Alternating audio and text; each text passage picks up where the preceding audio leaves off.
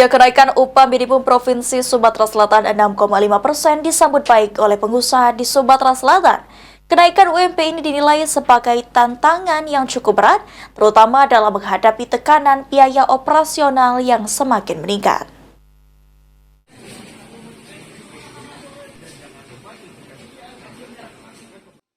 Pemerintah Provinsi Sumatera Selatan resmi mengumumkan kenaikan upah minimum provinsi UMP tahun 2025 sebesar 6,5%. Hal tersebut disambut baik para pengusaha di Sumatera Selatan yang tergabung dalam Asosiasi Pengusaha Indonesia Apindo Sumatera Selatan karena kenaikan tersebut merupakan keputusan nasional. Tantangan yang dihadapi pengusaha terhadap kenaikan upah minimum tersebut harus dibarengi dengan tingkat produksi yang meningkat agar dunia usaha dapat bertahan di tengah biaya operasional yang terus meningkat.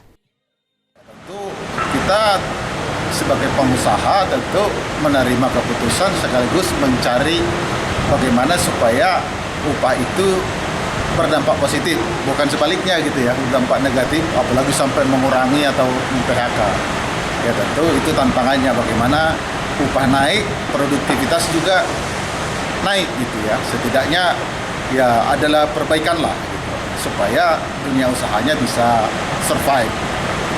Memang tantangannya apakah semua pelaku usaha mampu dan sanggup patuh? Nah, itu tugas berikutnya adalah pengawasan pemerintah gitu, dan melihat sektor mana yang kira-kira memang sungguh-sungguh tidak mampu.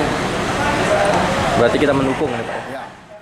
Kedepan pengawasan pemerintah diperlukan untuk melihat seberapa mampu dan patuh para pengusaha dalam bertahan di tengah kenaikan UMP ini, serta melihat sektor mana yang dianggap tidak mampu.